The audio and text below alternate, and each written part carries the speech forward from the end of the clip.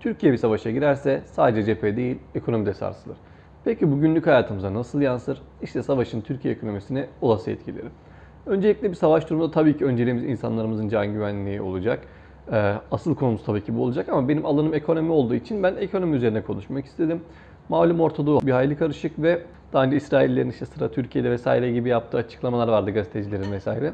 Halinden tehdit şeyleri de doğancı olduğu için ben de bu konu üzerine konuşmak istedim. Malum işte iç ve dış düşmanlarımız oldukça çok olduğunu düşünüyorum. Bu işte orman yangınlarının bile kendi kendine olmadığını, iç düşmanlarımızdan kaynaklı olduğunu düşünen bir insan olarak savaşın yavaş yavaş bize doğru ulaştığını hissediyorum. Benim düşüncem bu yönde, saygı duyarsınız duymazsınız. Hani o size kalmış bir şey. Şimdi başlayalım ekonomi üzerine konuşmaya. Savaş haberleri gelir gelmez ilk tepki olarak finansal piyasalardan tepki gelir. Borsa düşer, döviz fırlar. Türk lirası değer kaybeder, yatırımcının güveni zedelenir. Borsa İstanbul genellikle belirsizlikte hızla düşer. Dolar TL kuru savaşa bağlı olarak belki de 2-3 kat artabilir. İnsanlar güvenli limana yöneleceği için altın yükselir. Hazine tahvillerine talep düşer. TL değer kaybettikçe ithalat pahalanır. Türkiye'nin enerji ve aramalı ithalatı savaş nedeniyle aksarsa üretim durur, fiyatlar artar. Türkiye enerjide dışa bağımlı olduğu için savaş işte ortamında doğalgaz, petrol tedariği kesintiye uğrarsa enerji fiyatları uçar. Gıda, elektrik, akaryakıt fiyatlarında ani artışlar görülür. Bu artışlar da tüm ürünlerde artışa sebep olur. Çünkü işte bir enerjinin artması, gıdanın artması, akaryakıtın artması zaten bütün nakliyelerin falan artması demek oluyor. Yani her şeyin fiyatının artması oluyor.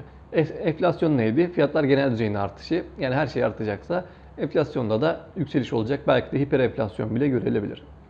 Savaş devlete ek maliyetler getirir, savunma harcamaları artar. Bu da ya daha fazla borç ya da daha fazla vergi anlamına gelir. Savunma bütçesi kısa sürede birkaç katına çıkabilir. Yeni vergiler, savaş vergisi, zamlar, dolaylı vergi artışları olabilir.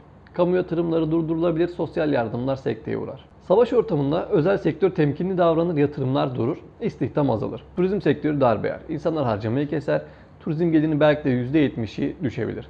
İşsizlik oranı hızla çift tanelere yükselir. Türkiye'nin savaşa girmesi dış ilişkilere de yansır. Yatırımcılar kaçar, kredi notları düşer, dış finansmana erişim zorlaşır. Türkiye'ye uygulanacak olan potansiyel yaptırımlarda ekonomimizi bir hayli sarsar. IMF ya da başka kaynaklardan borçlanma ihtimalimiz artar. Ekonomi sadece rakamlar değildir. İnsanların geleceğine olan güveni de ekonomi belirler. Savaş toplumda belirsizlik yaratır. Bu da tüketim ve üretimi baltalar. Savaş yalnızca askeri değil, ekonomik olarak da büyük bir yıkım getirir. Bu yüzden barış sadece vicdan değil, aynı zamanda ekonomik olarak da bir gerekliliktir.